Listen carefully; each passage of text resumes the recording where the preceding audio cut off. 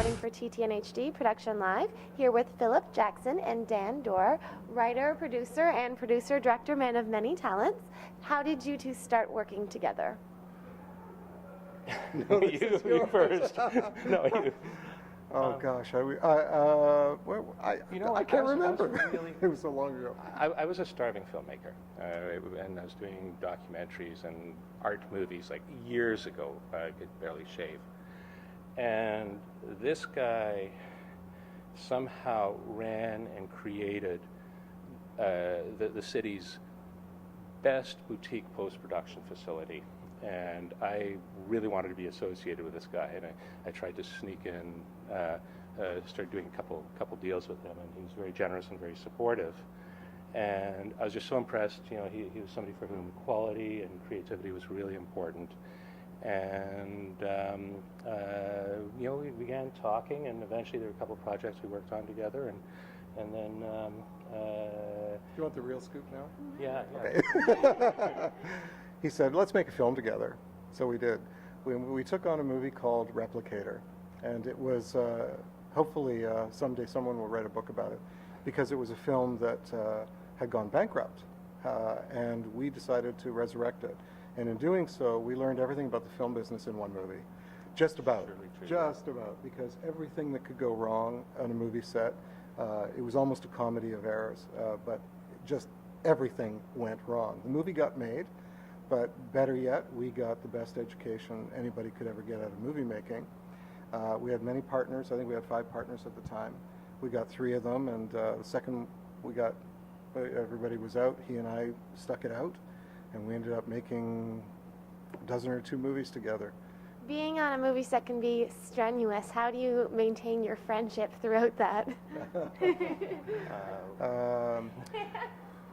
Well, okay, so I just have to say for a moment, if it's okay, it's the first snow of the year. It just started. Oh no! At least from our. That's so magical. I'm so sorry, but that I had to point that out because wow. I feel cold now. Yeah.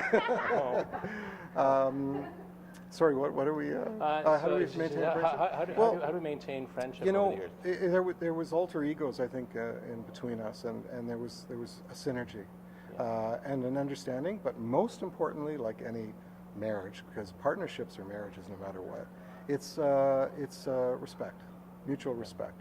If you have mutual respect for each other, no matter who you are, you're going to work it out. We've always where there's big creative issues and big financial issues, you know, you have to be able to have to have the trust to have the fight down and out and all the way, and know that you're really protecting each other's back when you're doing that, and that has to be absolute. And another key factor is as partners in the film business and going through it, there's often people who will try and conquer and divide. And you physically, you couldn't do that between us. We just never let that happen, and we knew it. So anyone that tried to do it, we just never questioned it, because it was a physical impossibility. Yeah, certainly true. And tell me a bit about what you're working on right now. Well, you just finished a series. I'm still in it, deeply in it. In fact, I'm sure they're all calling me wondering. But I just finished a series called Fraud Squad. And it's a police type of show that we investigate different actual fraud crimes, and we interview experts and victims, and the idea is to educate the public on how to protect themselves from fraud if you see a particular type of fraud. So this is my 2nd season, and it goes on air on Discovery next week, and so yeah, look forward to it. Yeah. And some people are already asking you for a 3rd season, aren't they? Yes. Yeah. That's awesome. It's just it's a good show because it's not just a cop show. I did it and I started it because I really wanted to help people, and this really does. So I'm doing a show. I'm actually using my trade, from my perspective, for the first time that I can actually feel like I'm doing something worthwhile in giving back, and not just from an entertainment perspective, which also is giving, I suppose, but this does help people. And Yeah, well, there's one show I'm working on, and Dan's going to be involved in it. But I hope. I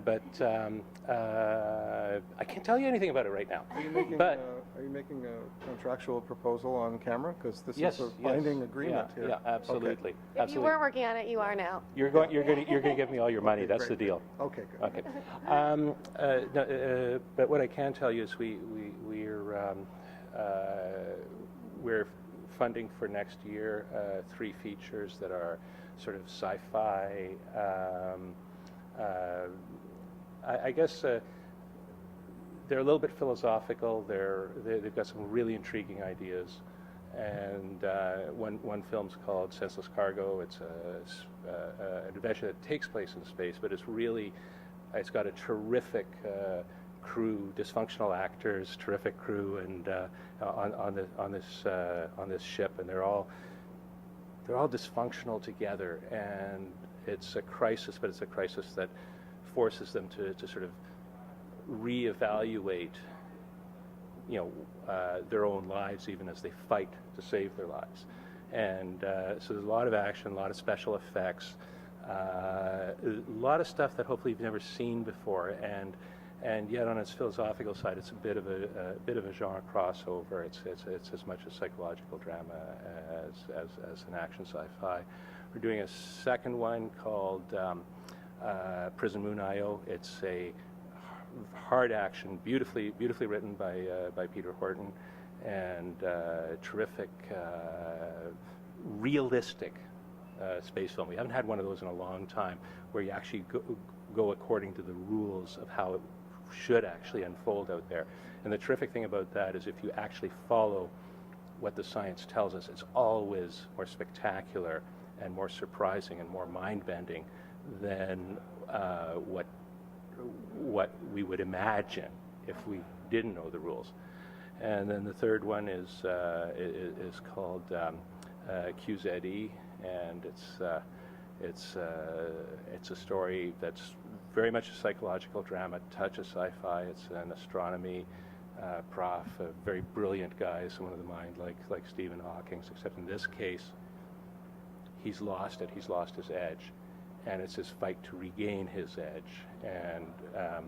And the fight to regain his edge actually causes him to totally rethink himself and who he is, and to encounter people who he'd never have encountered before. A very human story written by Noah Guerin, and one that I've wanted to do for a long time.